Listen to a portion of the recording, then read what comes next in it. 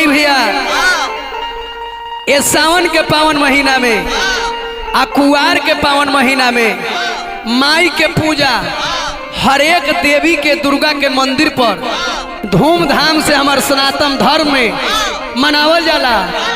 जैसे कहीं कहीं डार में झाल पखाउज बांध के और नीम के डार भगत जी लोग ले लेवेला। काहे खातिर पखाउज बजावल जाला, काहे खातिर नीम के डार लियाला। ये चलते कि पखाउज के आवाज में, मानर के आवाज में वो शक्ति बा कि साल में एक बार गांव में वो आवाज बाजेला, भीख मांगाला माई के। वो आवाज से डेरिया, कलरा, हायजा, चेचक सब दूर हो जाला।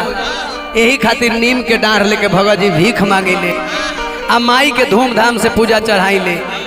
हम गायक कलाकार अरुण अलबेला जैसे हमार भिखारी ठाकुर के गाना के और देवी पचरा के बिहार में पहिल का बार हम रिकॉर्डिंग कैनी कि विलुप्त गीत होत रहे। आज देखा हजारों गायक लोग गावत बा, बहुत ही खुशी बा। जैसे सब गाना के प्यार दुलार देनी, इहो चैनल से छूटी, जौन भी चैनल से आई हमार गाना वो गाना करे लोग फुल सपोर्ट करब। कारण कि बिहार में पहिल का बार आज दुगोला होके जात बा। वो केकरा से सामान तो बहुत तेज रहलस, लेकिन समय कारण तनका वहाँ के सामान मूर्छा धले रहलस।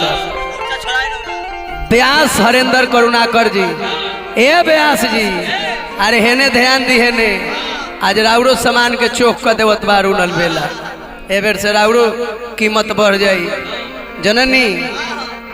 अब आई नाल तबला पर हमार पखाउज पर संगत कर रहल बारे लड्डू लाल जी उर्फ 50 ग्राम की जेकर कलाकारी के जिला में जोर नहीं खे।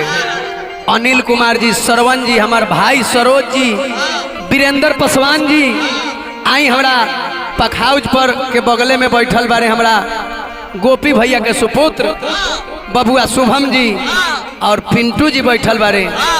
आहा और व्यास वीरेंद्र निराला सोनपुर के स्टार गायक के माई के पचरा में आयल बारे। इन्हों के संग में यह गीत के बाद में दुगोला होई। लेकिन चलिए अब हमने के माई के दरबार में चले के बाद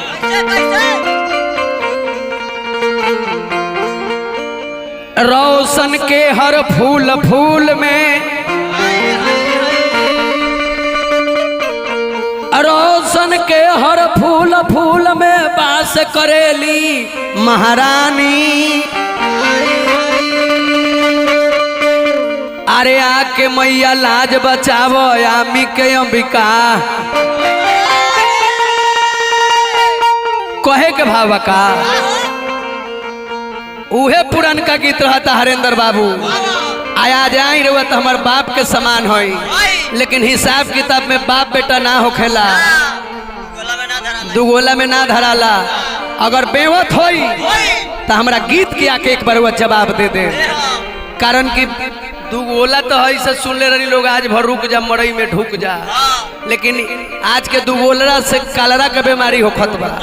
लेकिन ये दुगोला होखत बा कि कलरा के बीमारी खत्म हो जाए माई के पचरा से। अरे तो कांवरुआ देशवा से,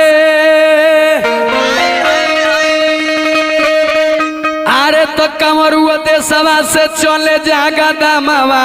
अरे चले जागा दामावा झामा झम बाजे। अरे झामा झम बाजे, अले रे गाहनवा झमा झम बाजे। ले रे गाहनवा झमा झम बाजे, ले रे गाहनवा झमा झम बाजे, ले रे गाहनवा झमा झम बाजे, ले रे गाहनवा झमा झम बाजे, ले रे गाहनवा झमा झम बाजे, ले रे गाहनवा झमा झम बाजे। अरे कामरुआ देशवा से चले जागा दामावा, चले जागा दामावा झमा झम बाजे। ले रे गाहनवा झमा झम बाजे, ले रे गाहनवा झमा झम बाजे, ले रे गाहनवा झमा। चलो हे भाई, ले रे गाहनवा झमा झम बाजे, ले रे गाहनवा झमा झम बाजे। निमिया के रोटिया में कौन गुन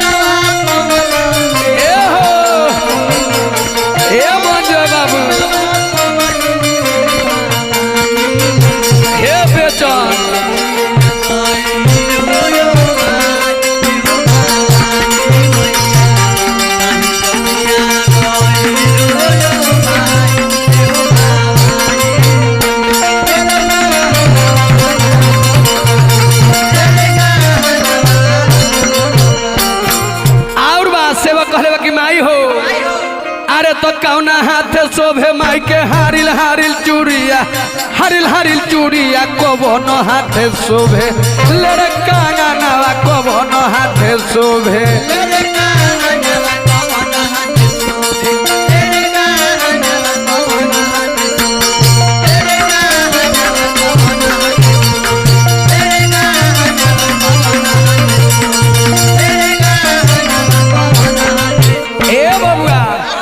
एक गीत है एगो ऐसा गीत बा कि में मुखड़ा होला जवाब सवाल कर अंतरा ना हो ए बबुआ अरे तो बाएं हाथ शोभे माई के हारिल हारिल चूड़िया हारिल हारिल चूड़िया दोहिने हाथ शोभे लेरे कांगनवा दोहिने हाथ शोभे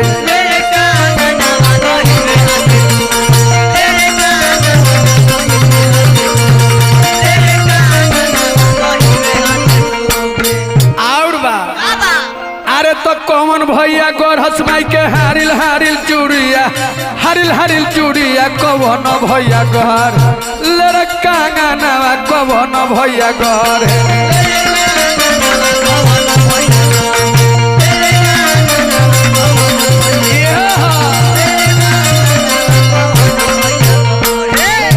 हई नाच ना देखले हम बेआस जी नाच बेआसो लोग से ना होई अरे तो कौन भैया गोरहस माई के हारिल हारिल चूड़िया हारिल हारिल चूड़िया कौन भैया गरे लेरे कांगनवा कौन भैया चलो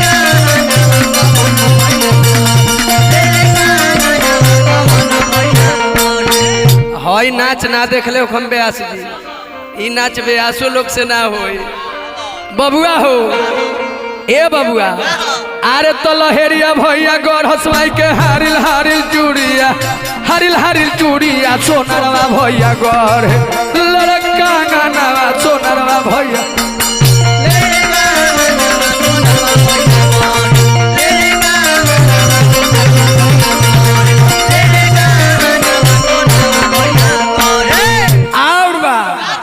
कैसेट के भाव बा ये चलते समय के तगाजा बा कहे के बा ए माई अरे तो सोरहो सिंगार को के सुतलू अंगनवा बाघरो या नोच लेरे भरानवा बाघरो या नोच लेरे भरानवा बाघरो या नोच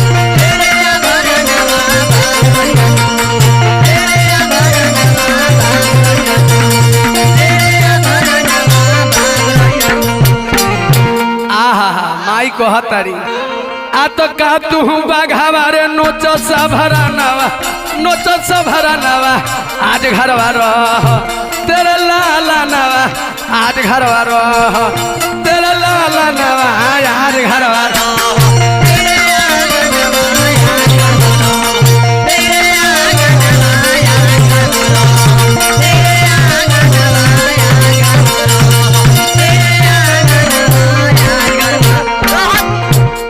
बाघावा के मारी मारी कोई तो खरी हानावा डोभरुआ मारी रख लेरे सिरहानावा गोभरुआ मारी रख लेरे सिरहानावा गो